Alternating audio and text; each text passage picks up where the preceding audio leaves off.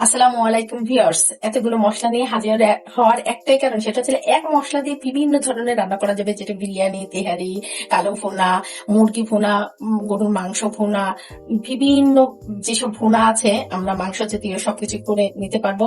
কাবাব বানাতে পারবো, চপ বানাতে পারবো, চিকেন চাপ বানাতে পারবো, মানে ভ্যারাইটিস যত মানে আইটেম আছে আমরা এই এক মশলা দিয়েই আমরা মূলত এই আইটেম গুলোকে করে থাকবো। আর এই মশলাগুলো যদি সাধারণত আমরা করে রেখে দিই তাহলে কিন্তু আমাদের ঝামেলা শেষ, আমরা যে কোনো সময় কিন্তু এক একটা আইটেম করে নিতাম। তো সেক্ষেত্রে আমি এখানে শাহি জিরে নিয়েছি, জিরা নিয়েছি, ধনে নিয়েছি, মিষ্টি জিরা যেটা মৌরি বা গোমরি বলে যেটা, সেটা স্টার্ট কাবাব মশলাটা নিয়েছি, শুকনো মরিচটা নিয়েছি, দারুচিনি নিয়েছি, এখানে কালো এবং সাদা গোলমরিচ নিয়েছি, এখানে এলাচ নিয়েছি, আর নিয়েছি এখানে অল্প পরিমাণে লং নিয়েছি, কারণ লবঙ্গটা কিন্তু খুব ঝাঁঝালো, বেশি পরিমাণে দেওয়া যাবে না। এখানে নিয়েছি আমি যেটা কালো এলাচ বা বড় এলাচ সেটা, এখানে জয়ত্রী নিয়েছি, জয়ফল নিয়েছি, আর জয়ফলের যে যে ফুলটা জয়ত্রী সেটা নিয়েছি।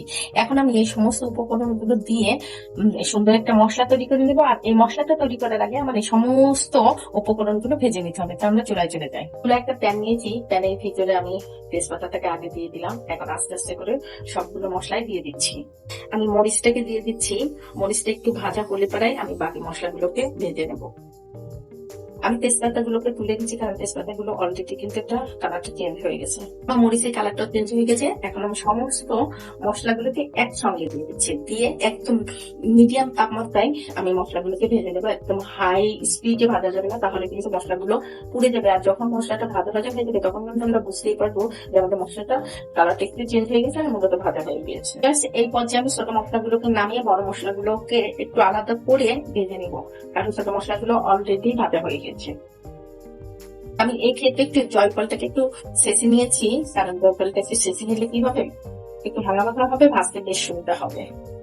তুমি আর ফল দিতে কিন্তু আমার ভাজা হয়ে গেছে। এখন আমি সমস্ত মশলাগুলো দিয়ে জালটাকে বন্ধ করে প্রায় 4 থেকে 5 মিনিট রেখে রেখে দেবো। তাতে কি হবে, এই যে তাওয়ার যে একটা তাপ আছে, এই তাপে তাপে পুরো মশলাগুলো মশমশ হয়ে যাবে, আর সেটি 2 মিনিট করতে কিন্তু বেশি সুবিধা। আমরা 5 থেকে 7 মিনিট একটু রেস্টে রেখে দিই। আমি একটা জার নিয়েছি, আমি জারের ভিতরে মশলাগুলোকে দিয়ে দিচ্ছি। সমস্ত মশলাই আমি একসাথে দিয়ে ব্লেন্ড করে নেব। আপনারা চাইলে তেজপাতা গুলোকে হাত দিয়ে এরকম ভেঙে দিতে পারেন। তো ভিউয়ার্স, আমি জারের মধ্যে সমস্ত মশলাগুলো নিয়ে নিচ্ছি। এখন মুখটাকে লাগিয়ে আমি ব্লেন্ড করে নিয়ে নিচ্ছি। তো ভিউয়ার্স দেখেন, আমি ব্লেন্ড করে নিয়েছি। এটা কতটা সুন্দর হয়েছে, এই দেখেন ভিতরটা একদম সুন্দর পাউডার পাউডার হয়ে গিয়েছে। তাই দেখেন, আপনারা চাইলে পারে এটা চেলেও নিতে পারেন, আবার না চেলেও নিতে পারেন, তাতে কোনো সমস্যা নাই। আমারটা চালার কোনো প্রয়োজন নাই, কারণ পুরা একদম পাউডারের মতো হয়ে গেছে। এখন আমি একটা কাচের জারের মধ্যে আমার এই গরম মশলাগুলোকে রেখে দিচ্ছি।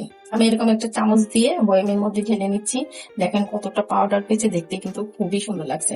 তো আপনারা যদি আমার চ্যানেলে নতুন হয়ে থাকেন, প্লিজ আমাকে লাইক কমেন্ট শেয়ার করবেন, আর কমেন্টস করে জানিয়ে দেবেন আমার রেসিপিটা আপনাদের কাছে কেমন লাগবে। ফেসবুক থেকে দেখে থাকলে অবশ্যই লাইক ফলো দিয়ে রাখবেন, আর ইউটিউব থেকে দেখে থাকলে একটা সাবস্ক্রাইব করে রাখবেন। আর হোমমেড মশলা তো বাজারের মশলা থেকে অনেক বেশি ভালো। এই মশলাটা ব্যবহারের সময় কিন্তু আমাদের খুবই সতর্কভাবে ব্যবহার করতে হবে, কারণ মশলাটা যখন ব্যবহার করবো মুখটা কিন্তু আমরা খুলে রাখবো না, তাহলে কি হবে, ঘ্রাণটা চলে যাবে। তো যখনই আমরা ব্যবহার করবো সঙ্গে সঙ্গে মশলাটা নিয়ে মুখটাকে বন্ধ করে দেবো। আর এভাবে কিন্তু মশলাটা প্রায় আমি 6 থেকে 7 মাস ইউজ করতে পারবো, কোনো সমস্যা হবে না। যদি সবাই ভালো থাকবেন, সুস্থ থাকবেন, আল্লাহ হাফেজ।